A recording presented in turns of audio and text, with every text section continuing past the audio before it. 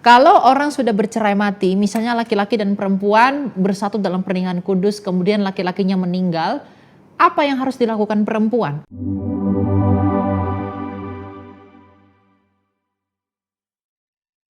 Shalom saudara-saudari terkasih dalam Tuhan kita Yesus Kristus, kembali lagi bersama saya Elia Maren dalam program 3 Hari Channel. Dalam video kali ini kita akan jawab beberapa pertanyaan yang begitu banyak masuk kepada channel YouTube-nya kita, yaitu tentang perceraian. Nah, sekarang kita akan berbicara apakah perceraian itu diizinkan dalam kekristenan dan bagaimana kekristenan itu memahami perceraian di dalam kompleksnya perceraian itu. Nah, kita harus tahu bahwa secara prinsip dengan tegas Alkitab melarang adanya perceraian dalam pernikahan kudus kekristenan. Tuhan Yesus dalam Matius 19 ayat ke-9 berkata bahwa, namun aku berkata kepadamu, siapa saja yang menceraikan istrinya kecuali karena zina, lalu kawin dengan perempuan lain, ia berzina. Apa maksud Tuhan Yesus yang mengatakan siapa saja yang menceraikan istrinya kecuali karena zina? Apa maksud Tuhan Yesus yang mengatakan perceraian kecuali karena zina? Di zaman Tuhan Yesus, dalam konteks budaya orang Yahudi dan di dalam hukum mereka, orang yang ketahuan berzina itu harus dihukum mati dan dilempari dengan batu. Makanya dalam kasus perempuan yang berzina yang diperhadapkan dengan Yesus, itu banyak orang yang mau melempari perempuan itu dengan batu.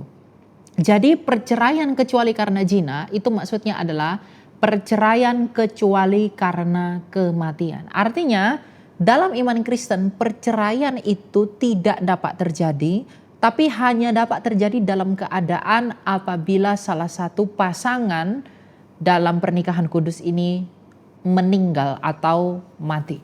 Jadi perceraian itu hanya dapat terjadi oleh karena kematian saja.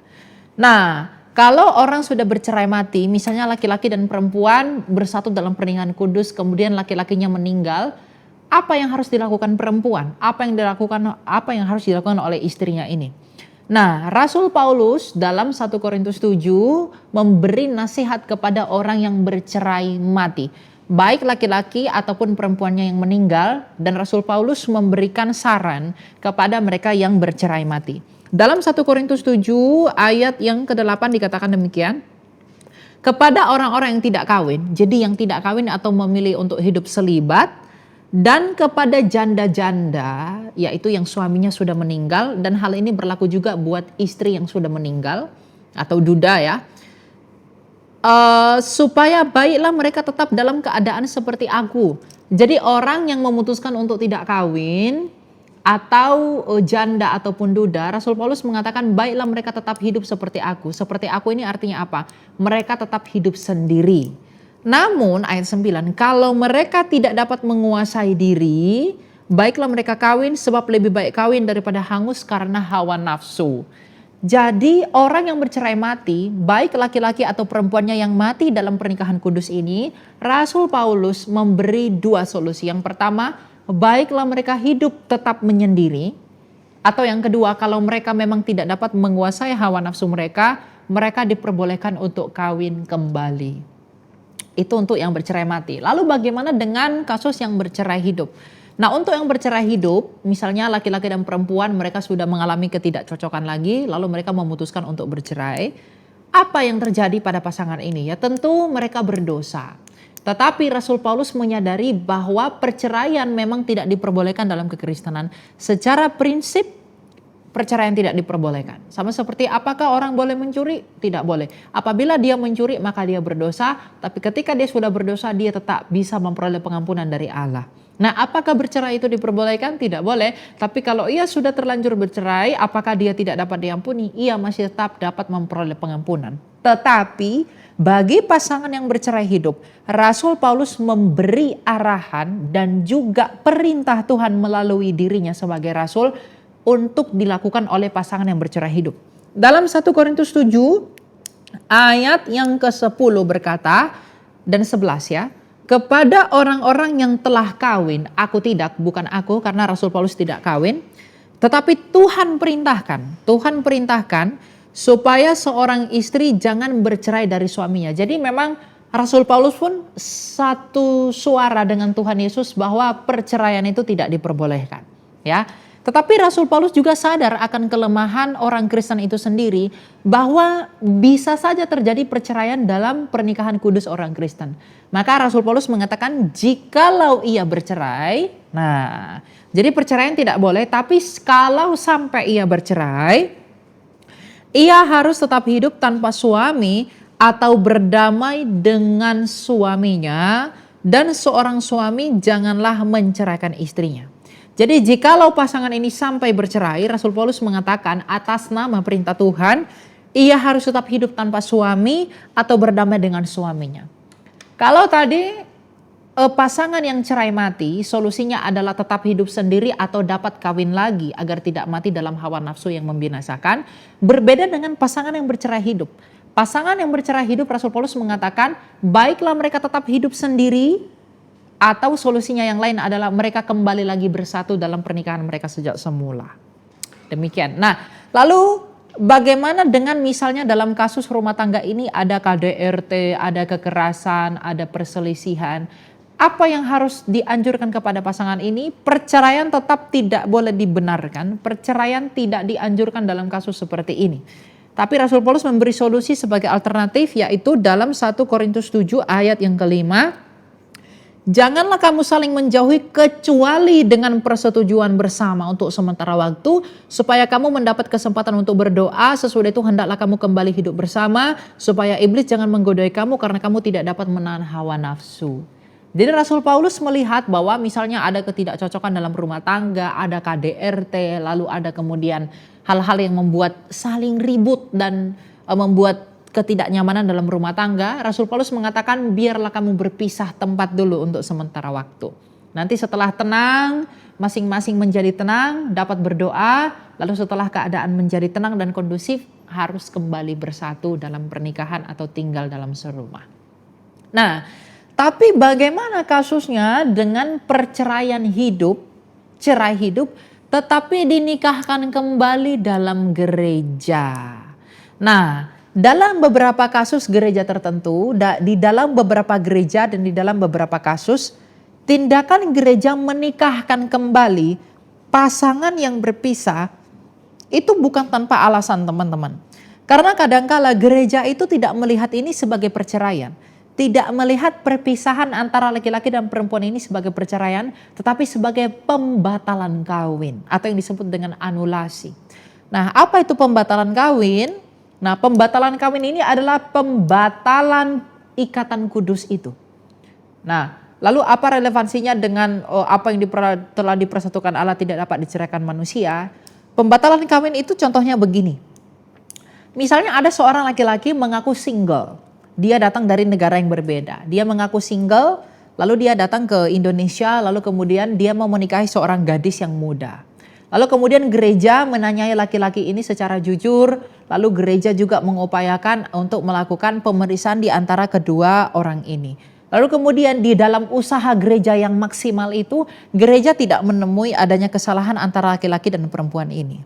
Lalu kemudian gereja sepakat untuk memberkati pasangan ini di dalam pernikahan kudus.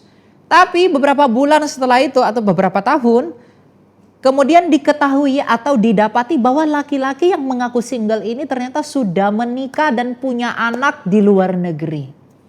Nah, gereja dalam hal ini punya hak, punya otoritas sebagai yang mempersatukan mereka untuk membatalkan perkawinan itu. Karena sejatinya sekalipun gereja memberkati mereka, tapi gereja memberkati mereka itu di dalam ketidaktahuan gereja, di dalam kebohongan mempelai laki-laki itu.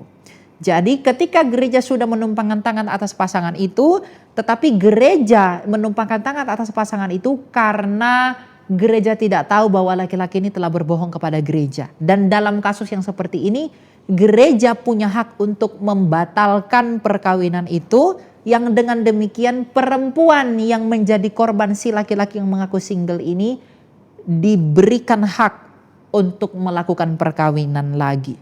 Karena itu bukan dipandang sebagai perceraian, tapi dipandang sebagai pembatalan perkawinan. Dan banyak kasus-kasus yang dapat diberikan gereja sebagai pembatalan perkawinan.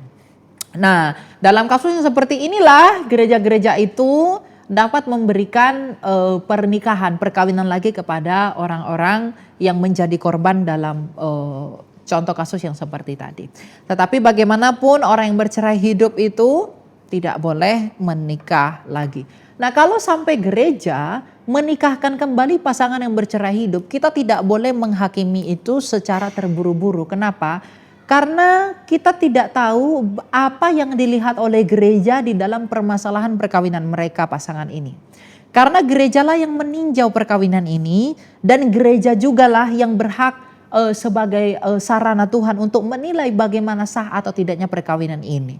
Jadi kalau kita melihat orang sudah dinikahkan kembali melalui gereja, memang ada hal-hal yang bisa salah saja dan lain sebagainya, tapi kita harus menyerahkan ini kepada otoritas ilahi bahwa Tuhanlah nantinya yang akan menghakimi gereja itu dan mereka para pekerja yang memberkati pasangan pernikahan kembali itu di dalam gereja tersebut. Jadi kita tidak punya hak untuk menghakimi itu tetap gereja yang punya otoritas untuk melakukan di dalam kedaulatannya menurut prinsip kitab suci yang mereka pelajari. Dan nanti Tuhan sendiri yang akan mengadili gereja itu dan hamba Tuhan yang memberkati itu di dalam pengadilannya kelak apabila ia datang menjadi raja. Jadi kita tidak punya hak untuk menghakimi, apalagi mengatakan bahwa wah orang ini sudah dinikahkan kembali, berarti dia sudah tidak diselamatkan lagi karena ia hidup terus dalam perzinahan. Tidak. Masalah perceraian itu teman-teman itu masalah yang sangat kompleks dan tidak bisa dipandang begitu saja. Oleh karena itu gereja dalam hal ini menjadi pertolongan bagi kita untuk melihat bagaimana kasus perceraian ini. Apakah termasuk perceraian atau pembatalan perkawinan. Ya, jadi kita tidak boleh terburu-buru untuk menghakimi, tetapi kita perlu berhikmat dalam artian apa? Menyerahkan ini kepada otoritas gereja yang dimana nanti di dalam otoritas gereja itu mereka memutuskan bagaimana keputusan terhadap masalah perkawinan ini antara laki-laki dan perempuan ini.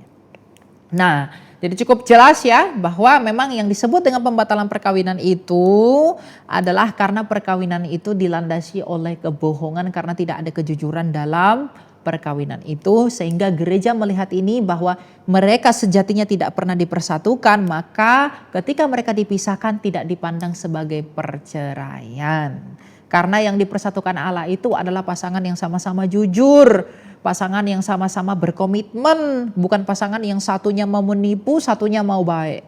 Jadi apa yang dipersatukan Allah tidak dapat dipisahkan manusia, itu merujuk kepada mereka yang berkomitmen, mereka yang sama-sama jujur, transparan dan terbuka, dan orang yang seperti ini tidak dapat, pasangan yang seperti ini tidak dapat dipisahkan oleh Allah. Nah, dalam contoh yang sama, dalam topik yang sama, ada beberapa orang yang bertanya kepada saya mengenai kasus yang demikian. Misalnya ada laki-laki dan perempuan menikah dalam catatan sipil tapi tidak diberkati oleh gereja. Tidak diberkati oleh gereja. Kemudian mereka punya anak. Lalu kemudian mereka ini berpisah, bercerai. Misalnya laki-laki dan perempuan ini kumpul bersama, menikah secara negara tetapi tidak diberkati dalam gereja, lalu mereka punya anak. Nah kemudian pada akhirnya di tengah perjalanan hidup mereka, laki-laki dan perempuan ini berpisah. Lalu laki-laki dan perempuan ini ketika berpisah, laki-laki ini kemudian menikah lagi dengan seseorang perempuan tetapi diberkati di gereja. Nah, apakah perpisahan antara laki-laki dan perempuan ini dianggap sebagai perceraian? Tidak. Kenapa?